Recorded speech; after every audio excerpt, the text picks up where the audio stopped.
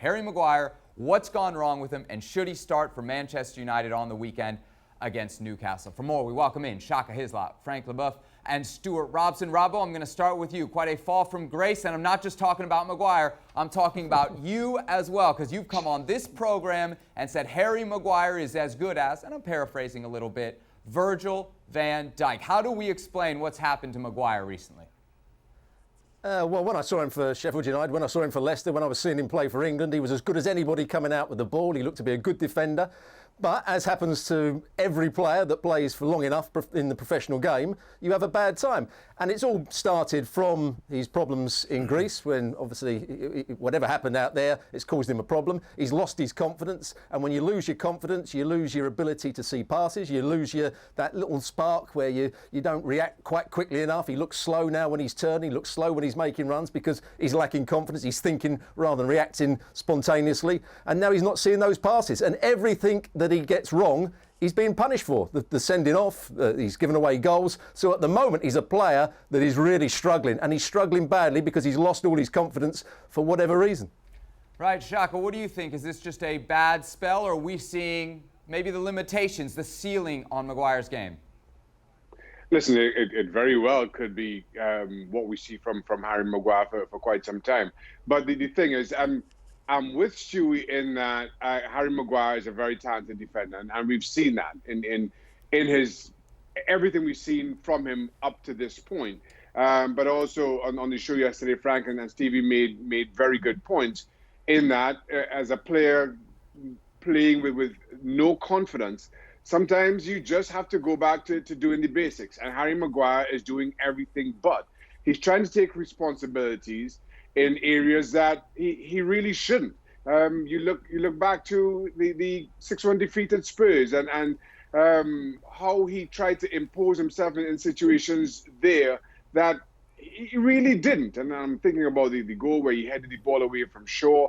And then again in the England game a couple of days ago, he gets 2 bookings making lunging challenges in the opposition half of the field. I mean, that's just poor decision making as opposed to bad defending. And Harry Maguire has just got to get back down to basics. Sit in the middle of a back 4 or the back 3 or whatever it may be. Kick the ball in the stands if that's what is called for. Tidy up what needs to be tidied up.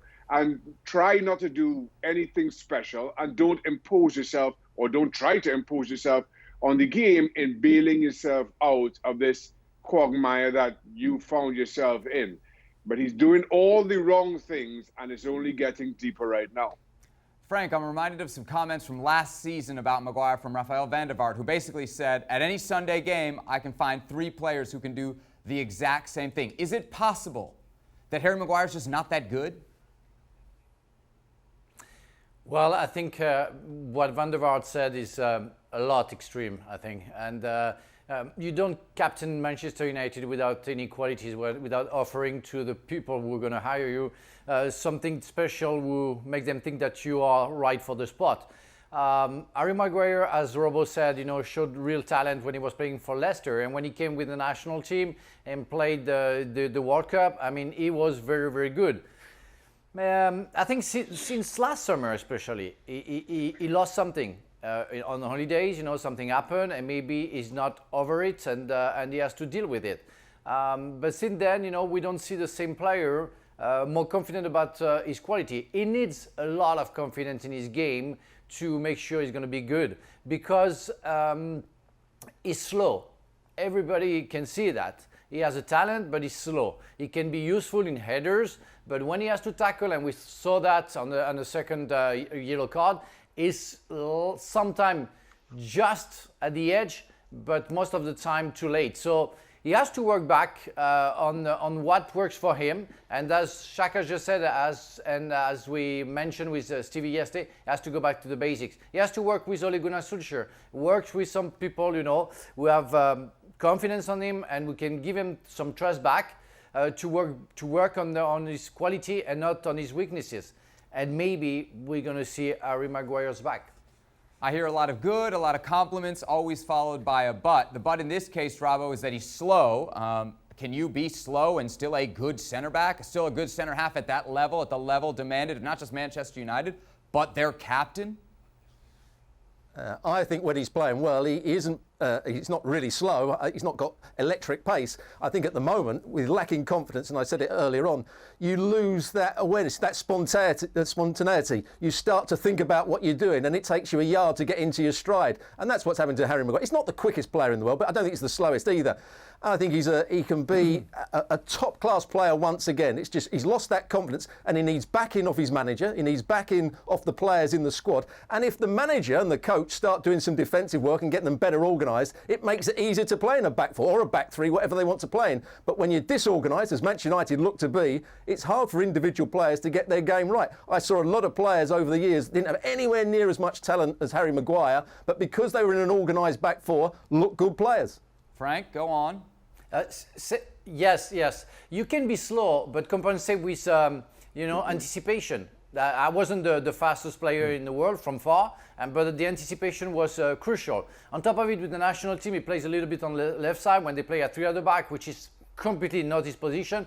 But if you go back to the past, I don't think Gary Pallister was the quickest guy in the world. I don't think Laurent Blanc was the quickest guy in the world. Far from there, Ronald Koeman as well. But they compensated with a very big intelligence of the game. Harry Maguire has to go there in order to, compensate that slowness and that he has. But there is nothing much to do. He's like that. He's tough, he's big, he has advantage for that.